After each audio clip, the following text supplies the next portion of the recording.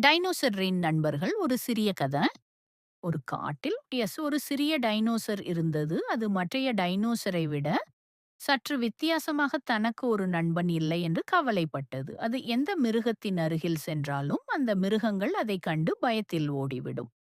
ஒரு நாள் காட்டில் வேட்டைக்காரன் ஒரு மானை சுடுவதற்கு குறிவைத்து கொண்டு நின்றான். அவ்வழியே வந்த டைனோசர் இதைக் கண்டு வேட்டைக்காரன் அருகில் சென்று அவனை பார்த்து கத்தியது. அவன் பயத்தில் அலறி அடித்து ஓடினான்.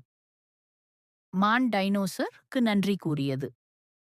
டைனோசர், நீ ஆவாது எனக்கு ஒரு நண்பன் இருக்க முடியுமா என்று கேட்டது. மான் கூறியது, நீ இவ்வளவு பெரிதாக இருப்பதால் தான் உன்னை பார்த்து அனைத்து மிருகங்களும் பயந்தன.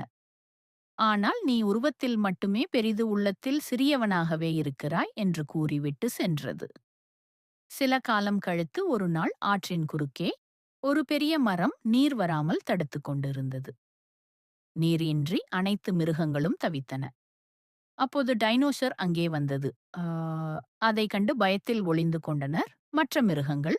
ஆனால் அந்த மான் மட்டும் அங்கே நின்றது. டைனோசர் அந்த மரத்தை நகர்த்த முயன்றது. நீண்ட நேரம் முயற்சி செய்து அதை அகற்றியது.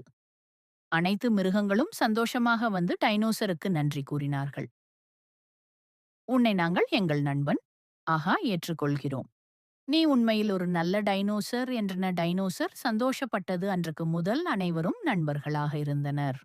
எங்களது சேனலை உங்களுக்கு பிடித்து இருந்தால் ஒரு லைக் அண்ட் சப்ஸ்கிரைப் செய்து விடுங்கள்.